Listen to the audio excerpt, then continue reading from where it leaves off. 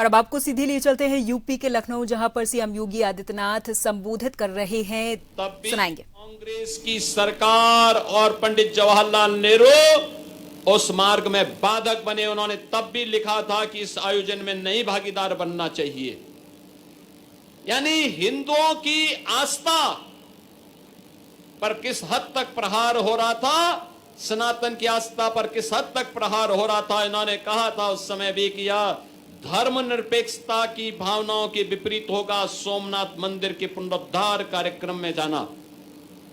बहन और भाइयों, एक तरफ तुष्टीकरण की पराकाष्ठा करके कश्मीर में धारा 370 लागू करने वाले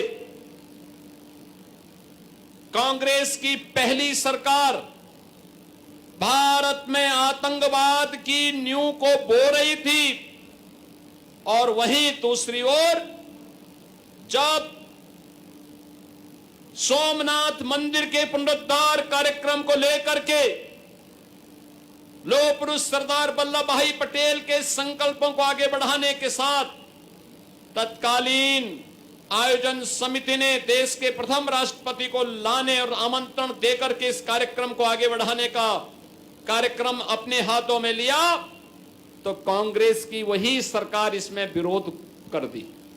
लेकिन हम कृतज्ञता ज्ञापित करते हैं डॉक्टर राजेंद्र प्रसाद जी का भी, जिन्होंने तत्कालीन प्रधानमंत्री के विरोध की परवाह किए बगैर वह गए और सोमनाथ मंदिर के पुनरुद्धार के कार्यक्रम को, प्राण प्रतिष्ठा के इस भव्य कार्यक्रम को उन्होंने अपने हाथों से संपन्न कराया। बहन और भाइयों,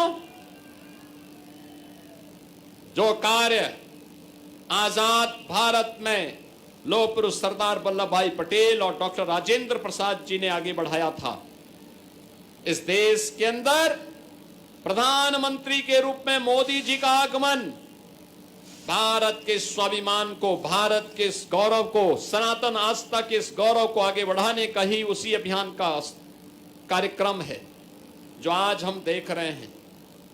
कोई सोचता था आज से 10 वर्ष 11 वर्ष पहले कि अयोध्या में राम मंदिर का निर्माण हो पाएगा।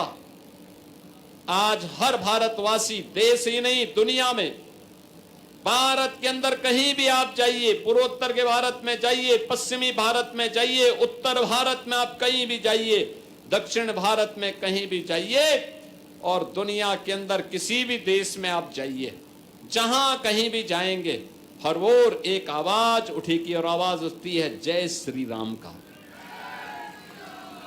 कोई भी भारतीय में देखता है, कहीं भी देखता है, देश में दुनिया में, वो देख करके ही अनुमान लगा लेता है कि हम उत्तर प्रदेश से हैं, और फिर उसकी ओर से स्वतः आवाज उठती है जय श्री राम का।